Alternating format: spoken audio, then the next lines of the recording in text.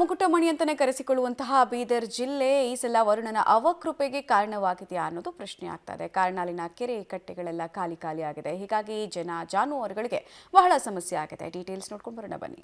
ಬೀದರ್ ಜಿಲ್ಲೆಯಲ್ಲಿ ವರುಣ ದೇವನ ಮುನಿಸು, ಹಲವೆಡೆ ಪ್ರವಾಹ, ಕುಡಿಯುವ ನೀರಿಗೆ ಸಂಕಷ್ಟ, ಕೆರೆಗಳು ಖಾಲಿ, ಜಾನುವಾರುಗಳಿಗೆ ನೀರಿಲ್ಲ.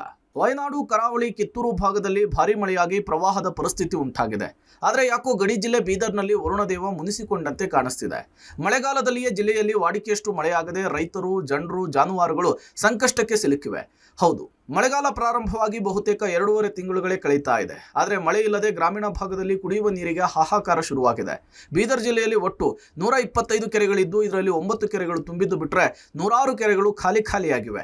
ಜಿಲ್ಲೆಯ ಬಹುತೇಕ ಕೆರೆಗಳಲ್ಲಿ 10% ನೀರು ಮಾತ್ರ ಇದ್ದು ರೈತರಿಗೆ ಮತ್ತು ಜಾನುವಾರುಗಳಿಗೆ ನೀರಿನ ಹಾಹಾಕಾರ ಶುರುವಾಗಿದೆ. ಈ ವರ್ಷ ನೋಡ್ರಿ, ವಾಡಿಕೆ ಪ್ರಕಾರ ಎಷ್ಟು ಮಳೆ ಬೇಕಿತ್ತು ಜೂನ್ದಾಗ ಮಳೆ ಬರಲಿಲ್ಲ, ಜುಲೈದಾಗೂ ಮಳೆ ಬರಲಿಲ್ಲ. ಏನೋ ಅಲ್ಪ ಸ್ವಲ್ಪ ಒಂದು 10% ಮಳೆಯಾಗಿದೆ. ಮತ್ತು ಕೆರೆಗಳೆಲ್ಲ ಅಷ್ಟು ಖಾಲಿ. ಸುಮಾರು ನಮ್ಮ ಜಿಲ್ಲೆಯಲ್ಲಿ ಇಲ್ಲ ಅಂದ್ರೂ ಒಂದು 125 ಕೆರೆಗಳು ಇರ್ಬೋದು ನನಗೆ ಅನಿಸಿ ಮಟ್ಟಿಗೆ. ಅದರಲ್ಲಿ ಭಾಳ ಅದು 4-5 ಕೆರೆ ಅಷ್ಟು ತುಂಬಿರ್ಬೋದು. ಬಾಕಿ ಕೆರೆಗಳು ಅಷ್ಟು ಖಾಲಿನೇವ.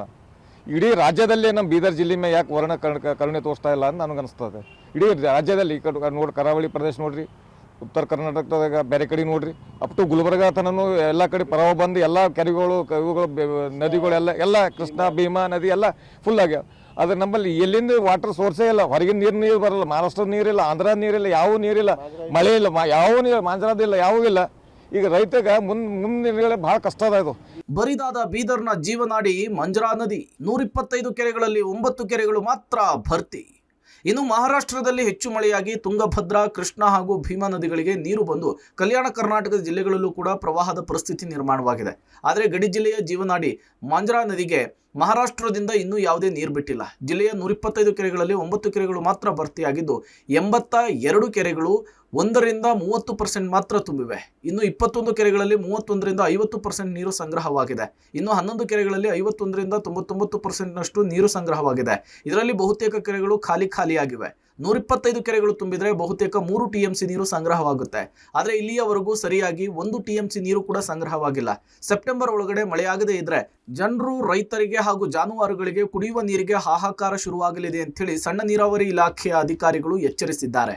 ಲಾಸ್ಟ್ ಇಯರ್ ಈ ಥರ ಸ್ವಲ್ಪ ಜಾಸ್ತಿ ನೀರು ಕೆರೆಗಳಲ್ಲಿ ಇತ್ತು. ಈಗ ಆಗಸ್ಟ್ ಮತ್ತು ಸೆಪ್ಟೆಂಬರ್ನಲ್ಲಿ ನೀರು ಬಂದರೆ ಎಲ್ಲ ಕೆರೆಗಳು ಫುಲ್ ಆಗಿದ್ದು ಆಶಾ ಇದೆ. ಈ ಟೈಮ್ ಇಲ್ಲ. ಈ ಟೈಮ್ ಈಗ ಸ್ವಲ್ಪ ಇದು ಆಗ್ತದೆ. ಕೆರೆಗಳ ನೀರನ್ನು ಅವಲಂಬಿತ ರೈತರಿಗೆ ಸ್ವಲ್ಪ ಇದು ಪ್ರಾಬ್ಲಮ್ ಆಗ್ತದೆ. ಅದು ಜನವರಿ ಮ್ಯಾಕ್ಸಿಮಮ್ ತುಂಬಿದ್ರೆ ಎಲ್ಲ 2.9 TMC ನೀರು ಶೇಖರಣೆ ಆಗ್ತದೆ. ಈಗ 30% ಅಂದರೆ ನಿಯರ್ಲಿ 1 TMC ಶೇಖರಣೆ ಆಗಿದೆ.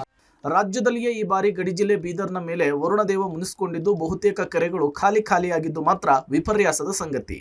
Mallikarjun Kuppigudda, public TV, Bidar.